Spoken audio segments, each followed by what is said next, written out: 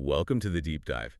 Today we are looking at something pretty wild. Yeah, it's a huge story. It really is. So back in 2020, Ford Motor Company started replacing about 5,300 quality control positions with automated AI systems. Right, which is a massive shift. Massive.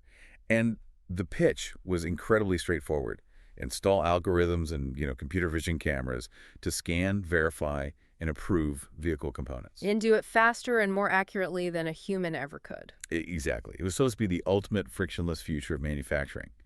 But fast forward to today, and Ford just issued one of the strangest recalls in automotive history. It really is unprecedented. Right. Because they aren't just recalling cars. They are recalling somewhere between 300 and 350 actual human beings. Human beings, yeah. Senior engineers and quality inspectors are literally being pulled back onto the factory floor to fix the very automated systems that were, supposed to make them obsolete. It is a phenomenal case study in how corporate ambition sort of collides with physical reality. And the goal here today isn't just to gawk at the fallout, but to understand the underlying mechanics of what actually broke. Okay, let's unpack this. Because the easy, surface level narrative is simply, oh, the AI failed. Right. The tech was bad. Exactly. But looking through our analytical report today, that misses the point entirely. The AI didn't suddenly forget how to function. No, it didn't. The problem was fundamentally about how the company implemented the technology, and more specifically, what they failed to teach it before they let the human workforce go. That distinction is critical. We actually have on the record statements confirming this exact miscalculation. Really? Yeah. Charles Poon, who is Ford's VP of hardware engineering, he admitted that the company severely overestimated what artificial intelligence could do on its own. Overestimated. Wow. Yeah. They operated under the assumption that if you simply feed the AI the technical requirements of a project, like the CAD files, the formal specifications, the exact dimensions. Right, just the raw data. Exactly. They thought it would naturally output high-quality products. And Kumar Galhotra, the chief operating officer, he actually echoed that sentiment, noting that their over-reliance on automation forced them to bring back specialists. Specialists who could actually spot critical issues before production. Right. And this points to a glaring blind spot in their transition, which the sources identify as the loss of tacit knowledge. Tacit knowledge, yes. Because many of those senior engineers, they left the company before their practical expertise was ever transferred to the new systems. Right. So let's define what we actually mean by tacit knowledge in a manufacturing context. Because we aren't just talking about, reading a manual. Far from it. Tacit knowledge is basically the collection of heuristics, which are essentially the mental shortcuts and rules of thumb a person develops over time. It is the muscle memory of the factory floor. I see. Because when you program a computer vision AI, it operates in a binary state. It looks at a bracket, scans the dimensions, and checks if the bolt holes are, say, exactly 5 millimeters wide. Right. And if they are, it passes the part. But a 30-year veteran inspector doesn't just look at the geometry. Yeah, exactly. They might pick up that same bracket, feel the specific weight of the alloy, notice a microscopic burr on the edge of the metal, Yep.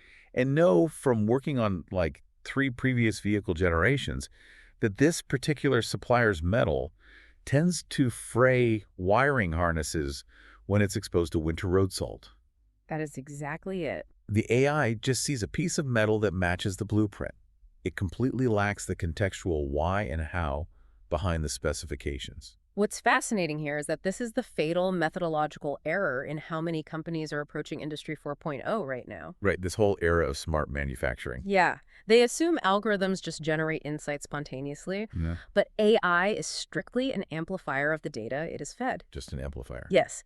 If you don't structure a massive knowledge transfer from your veteran workers to your AI before those workers leave, you are just automating ignorance. So it's like trying to bake a complex cake using only a list of ingredients without any of the actual instructions or, grandma's intuition for when the batter, quote unquote, looks right. That is a perfect analogy. Yes. So an AI, without this human context, doesn't just fail to improve, it actually amplifies the errors instead of catching them. Absolutely. It efficiently rubber stamps millions of flawed components at lightning speed.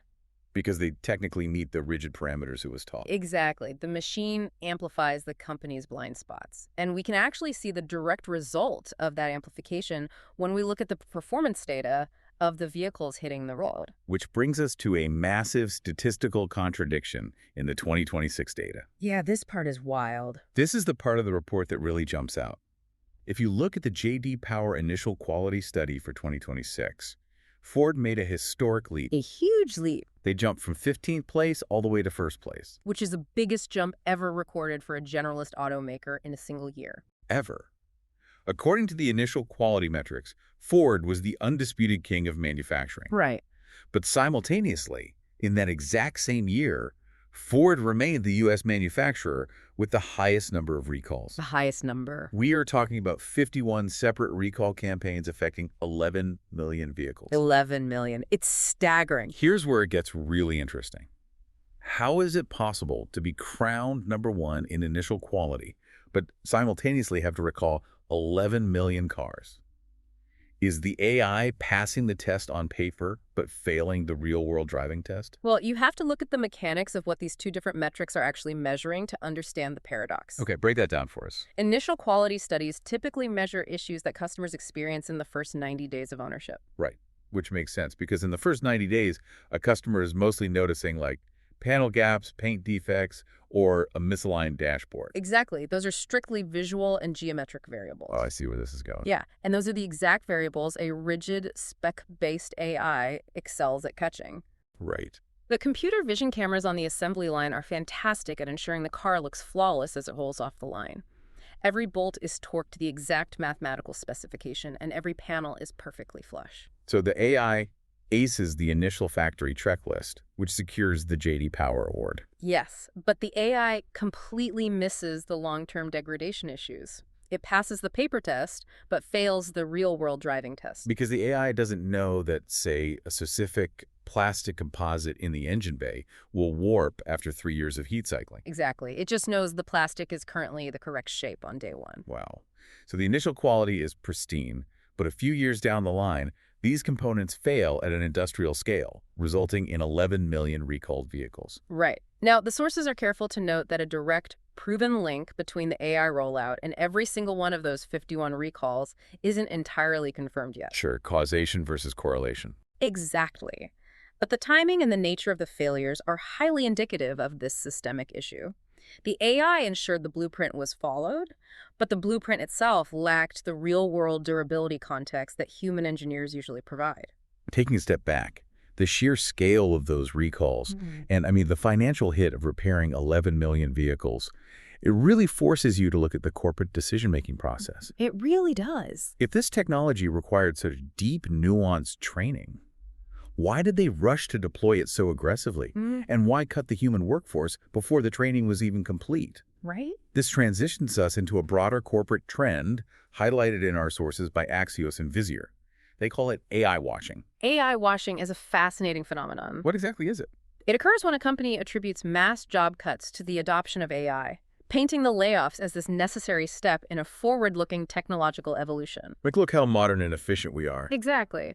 But in reality, those cuts are often just standard economic or cost-saving measures. And the AI is utilized as a convenient public relations mask to appease investors who want to see leaner operations. Looking at the notes, this isn't an isolated incident. There is a clear pattern across different sectors. Oh, absolutely. Like Klarna, the fintech giant.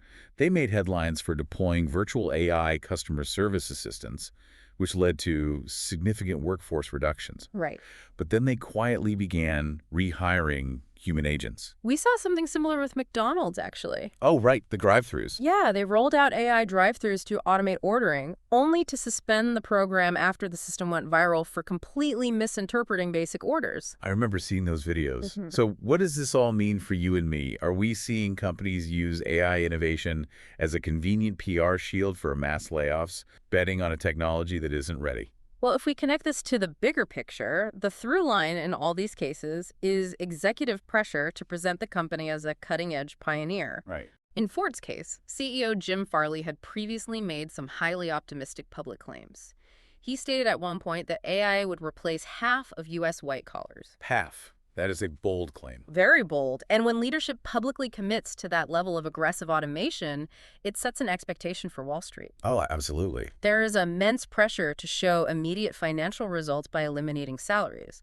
We can't definitively say PR was the only motive, but you can't exclude cost-saving measures from the public narrative either. It creates a dual motive. The company cuts operating costs by shrinking the payroll and simultaneously boosts its stock valuation by signaling to the market that it is this AI-driven enterprise of the future. Exactly. The problem is that when you cut the skills before you transfer the knowledge, the back-end costs of fixing the resulting real-world mistakes completely wipe out the initial savings. Yeah, recalling 11 million cars is not cheap. Not at all. That is the hard financial lesson here. So the question becomes, how does a massive industrial company actually walk this back? Do they just scrap the automated systems and return to the analog era? According to the report, they absolutely do not. Really? Yeah, the technology is staying. Ford still maintains over 100,000 automated tests and hundreds of AI-powered cameras throughout their facilities. So they aren't giving up on it. No, the shift isn't about abandoning the tools. It is about completely restructuring the hierarchy of decision-making. Okay. And this is where those 300 to 350 rehired humans come into play. Those returning senior engineers and inspectors, right. Yeah. The sources say they have been given a dual mandate. Yes. The first part of their job is immediate triage. Putting out the fires. Exactly. Identifying the current component crises and correcting them before they trigger another wave of recalls. Right. But their second mandate is what actually solves the systemic issue. They are there to supervise and train the AI models. They're essentially retroactively performing the knowledge transfer that should have happened years ago. Spot on. The AI is no longer operating as the final autonomous decision maker that blindly approves components based on CAD files. It has been demoted. Yes. To a highly efficient tool that operates under human supervision. Which introduces a concept known as the human-in-the-loop model. Right. In the realm of advanced manufacturing, and particularly when building digital twins, this model is widely considered the only sustainable path forward. For those who might not be familiar with the term, a digital twin is essentially a highly detailed virtual replica of a physical system. Like a digital version of the entire factory floor. Or a specific car engine. You use it to run simulations and predict how the physical version will behave. But a digital twin is only as smart as the physics and logic programmed into it. Precisely. This raises an important question about how we build these systems, because if the digital twin lacks the tacit knowledge of how materials actually degrade in the real world, its simulations are useless. Right. The human-in-the-loop model ensures that human expertise continuously calibrates the digital systems. And to implement this correctly, industry experts agree there is a non-negotiable four-step golden sequence for Industry 4.0. Yes. Let's break down that sequence because it illustrates exactly where the initial rollout went off the rails. Well, the first step is knowledge capture. Before you write a single line of automation code, you sit with your veteran experts, log their edge cases, and map out their heuristics. You capture the unwritten rules of the factory. Exactly. The second step is system training, where you feed that highly specific, nuanced data into the algorithm. Okay, then comes the third step, which is expert validation. This is where you run the AI alongside the human workers. Right. The humans review the components the AI flagged, and more importantly, they inspect the components the AI approved, looking for the blind spots. So they actively correct the machine's mistakes in real time. Yes. And only after the system has proven its reliability over time do you move to the fourth step, which is progressive automation. This is where you slowly decrease the level of human supervision as the machine demonstrates competence. But Ford essentially inverted that entire timeline. They did. They jumped straight to step 4. They implemented massive automation, let the humans go, and entirely bypassed the knowledge capture and validation phases. It was a huge misstep. Thinking about the human-in-the-loop model, it reminds me less of installing a piece of software and more like training a seeing-eye dog. Oh, that's interesting.